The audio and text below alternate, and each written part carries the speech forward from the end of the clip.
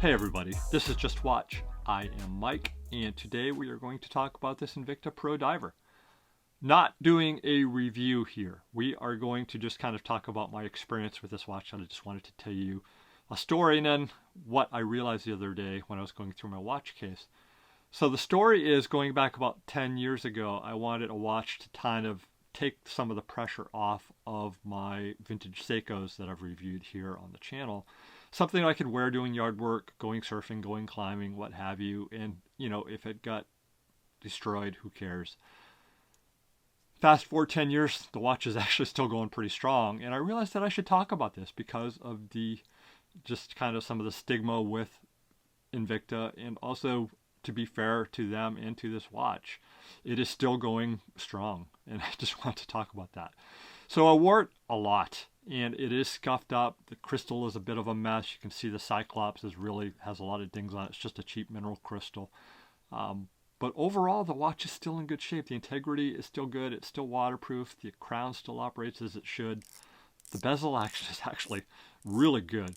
It's very positive and lines up correctly, and there are no issues. It doesn't even have a lot of back play, so it's actually better than a lot of Seiko bezels that I've seen, which is kind of interesting. Positives on the watch are the size, the dimensions of the watch. It's a classic Submariner size at 40 millimeter case diameter with 20 millimeter lug width. Great on the wrist. It has an NH35 automatic movement, which is really a Seiko 4R35 movement. It has a branded rotor. This movement can actually be found on watches that cost 3 times more than this Invicta. It's a 24 joule movement. It vibrates along at 21,600 vibrations per hour. Features hand wind and hack. Has dia-shock and bidirectional winding, and an accuracy range of -20 to +40 seconds per day. The watch continues to have good luminous material. It still glows well in the dark, and judging by the overall integrity of the watch, as I said, decent build quality. Best of all, you can grab one of these right now on Amazon for only $70. So I thought that's really interesting, especially when you consider that the movement alone, the 4R35 movement alone, retails for $50. Now let's talk about some of the negatives. So the first thing to talk about, of course, is the Submariner homage issue. And I thought it was really interesting in that I did a poll on the community tab on my channel. About 120 of you responded. 14% of you said absolutely not in the homage watch. And then of the other 86%, it was split right down the middle at 43% each, said, I don't really have a problem with them, but I wouldn't buy one, where the other half said, yeah, I would buy one. So I thought that was really interesting.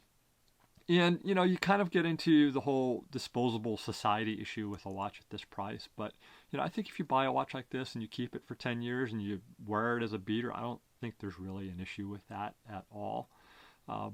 The other thing to talk about too is the Invicta brand name. I know that is a turnoff for many people, but they do seem to be kind of turning a corner somewhat with some of their watches. I know they've purchased brands like Glycine lately and others. So just something to consider as well.